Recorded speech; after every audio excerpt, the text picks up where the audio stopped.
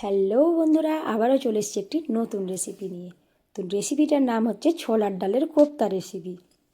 তো চলুন, ছোলার ডালটাকে আমি কালকে রাতেই ভিজতে দিয়েছিলাম। ভিজতে দেওয়ার পরে আজকে সকালবেলাতে ওটাকে সুন্দর করে ছেঁকে নিয়ে আর মিক্সিতে পেস্ট করে নিয়েছি। মিক্সিতে পেস্ট করার সময়তে দিয়েছিলাম হালকা একটু রসুন আর দুটো কাঁচা লঙ্কা। তারপরে মিক্সিতে পেস্ট করে নেওয়ার পরে পেস্টটা কিন্তু একদমই পুরো মসৃণ পেস্ট হবে না বন্ধুরা। পেস্টটা হবে আপনার আধ কুচরা মতো, হাফ হাফ একটু একটু সামান্য থাকবে ডালটা। ওটার কিন্তু খেতে খুব টেস্ট হয়। আর এখানে আমি কেটে নিয়েছি আলু চাঁদের মতো করে, দেখতেই পাচ্ছেন আপনারা। আর আমি এখানে চাপিয়ে দিয়েছি কড়াই। তো কড়াইয়ের মধ্যে আমি আলুটাকে ততক্ষণ ভেজে নেব। ভেজে নেওয়ার পরে কিন্তু সুন্দর করে এটাকে ব্রাউন কালার করে ভেজে নেব আলুটা। তো আপনারা দেখতেই পাচ্ছেন যে আলুটা আমি ভেজে নিচ্ছি। আর এখানে আমি রেখে দিয়েছি ধনে পাতাটাকেও কেটে নেব সুন্দর করে। আর এটাকে কিন্তু সুন্দর করে ফেটিয়ে নিতে হবে, যেহেতু ফেটানোর সময়তে আমি দিচ্ছি ধনে পাতা, পেঁয়াজ, লঙ্কা তো আমি আগেই দিয়ে দিয়েছি বন্ধুরা, লঙ্কা আর লাগবে না। যেহেতু এইগুলো দিয়েই কিন্তু আমি সুন্দর করে এটাকে ফেটিয়ে নেব। ফেটিয়ে নেওয়ার পরে আমি ছোট ছোট করে কিন্তু এটাকে ফুলুরি তৈরি করে নেবো। ফুলুরি বলতে কোপ্তার জন্য। আর আলুটা আমার এদিকে ভাজা হচ্ছে। আর আমি কিন্তু ফেটিয়ে নিয়েছি, যেহেতু এক হাতে ভিডিও এক হাতে ফেটানো, তো ওই জন্য আপনাদেরকে আমি ফেটানোটা দেখাতে পারলাম না। হয়তো আগামী দিনে আমি আপনাদেরকে সমস্তটাই দেখাবো, যেহেতু আমার স্ট্যান্ডটা একটু গন্ডগোল করছে ওই জন্য। তো আমি এখানে ফেটিয়ে নেওয়ার পরে দেখুন এরকম করে বল তৈরি করে নেবো। বলগুলোকে কিন্তু সাদা তেলের মধ্যে ফ্রাই করে নেব। তো আপনারা সবাই জানেন যে আমি এই কড়াইটাই ব্যবহার করি একটু ভাজাভুজি করার জন্য। তো আমি আগে কিন্তু একটা ছোট্ট দানা দিয়ে কিন্তু টেস্ট করে নিলাম যে দেখি আমার বড়াটা কিন্তু ফুলছে কি ফুলছে না। তা হ্যাঁ, বেশ সুন্দর হয়েছে, যেহেতু খাবার সোডা দিয়েছি বন্ধুরা আর ফেটিয়ে নিয়েছি। আর হিং দিয়েছিলাম একটু, তো ওটার জন্য আরও বেশি সুস্বাদু আর সেন্টটাও খুব সুন্দর আসে। তো এইরকম করে কিন্তু আমি বলগুলো তৈরি করে নেব। এইগুলো হচ্ছে কোপ্তা বল। তো এই ধরনের করে কিন্তু আমি সুন্দর করে হালকা হালকা করে ভেজে নিব। যেহেতু আমি কড়াইয়ের মধ্যে খুব একটা বেশি তেল দিইনি, ওই জন্য একবারে কিন্তু আমার সবগুলোই ভাজা হয়নি। তো আমার 10টা মতো হয়েছিল, তো আমাকে দুবারে করে নিতে হয়েছিল বন্ধুরা। তো এই ধরনের করে কিন্তু আমি কোপ্তাগুলোকে সুন্দর করে ভেজে নেব।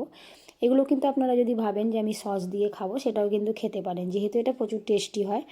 আর এই ধরনের করে কিন্তু আমার অনেকগুলোই হয়েছিল। তো আমি আমার ছেলের জন্য দুটো সরিয়ে রেখে সমস্তগুলোকে কিন্তু করে নিলাম। আর এদিকে আমার তো বেটে নিয়েছিলাম মশলা অনেকটাই, কেননা অনেকগুলো তরকারি করতে হয়, তো দিয়ে একবারেই কিন্তু আমি মশলাটা বেটে নিই।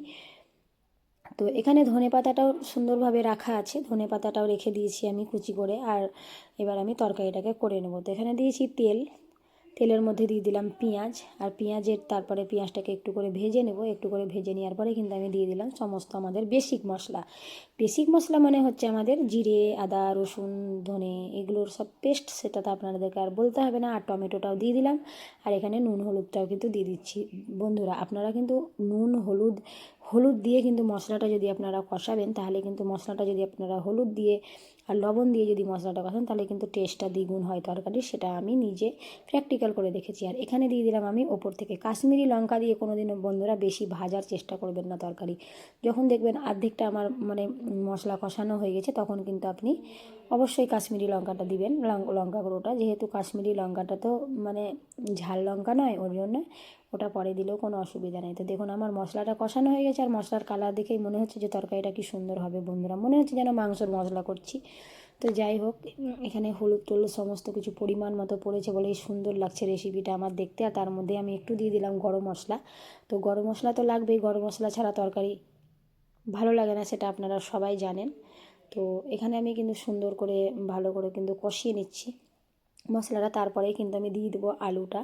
যেহেতু আলুটা দিয়েও কষিয়ে নিচ্ছি, যেহেতু বড়া দিয়ে আমাকে বেশিরভাগ কষাতে হবে না। আর আলুটা কিন্তু আমার ভাজতে ভাজতেই কিন্তু বন্ধুরা সিদ্ধ হয়ে গেছিলো, যেহেতু অনেকটাই পাতলা পাতলা করে কেটেছিলাম, তো ওই জন্য সিদ্ধ হয়ে গেছিলো। তো দেখুন এখানে মশলাটা আমার ঠিক কষানো হয়ে গেল। এক হাতে মোবাইল ধরে আছি কিন্তু বন্ধুরা, আর এক হাতে কিন্তু রান্নাটা হচ্ছে। তো যেহেতু আমার স্ট্যান্ডটার একটু ডিস্টার্ব হয়ে গেছে, ওই জন্য তো স্ট্যান্ডটা কিছু দিনের মধ্যেই চলে আসবে।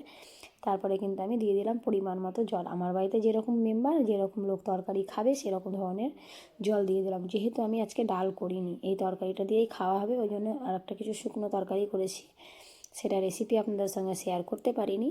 তো যাই হোক, সমস্ত রকমের রান্নার ভিডিও যদি করতে যাই বন্ধুরা, রান্না করতে করতে অনেকটাই টাইম লেগে যাবে।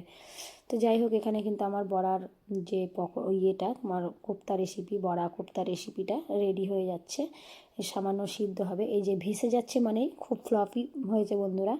আপনারা দেখে বুঝতেই পারছেন যে কতটাই ফ্লফি হয়েছে বলে ওপরে ভেসে যাচ্ছে। আর ওপর থেকে আমি সামান্য দিয়ে দিলাম একটু ধনেপাতা, যেহেতু আমরা শীতের ধনেপাতাটাকে একটু বেশ ভালোভাবে সুযোগ নিই, তো ওই জন্য আমি ওপর থেকে দিয়ে দিলাম একটু সামান্য ধনেপাতা। আর যদি আপনারা মনে করেন একটু বাটার একটু ঘি ওপর থেকে দিতেই পারেন, যেহেতু আমার শাশুড়ি বাটার ঘি পছন্দ করে না, ওই জন্য আমি দিলাম না, কিন্তু বেশ সুন্দর হয়েছে। তো এই ধরনের সুন্দর সুন্দর রেসিপি পাওয়ার জন্য প্লিজ আমার চ্যানেলটিকে সাবস্ক্রাইব করে পাশে থাকবেন। আবার দেখা হচ্ছে অন্য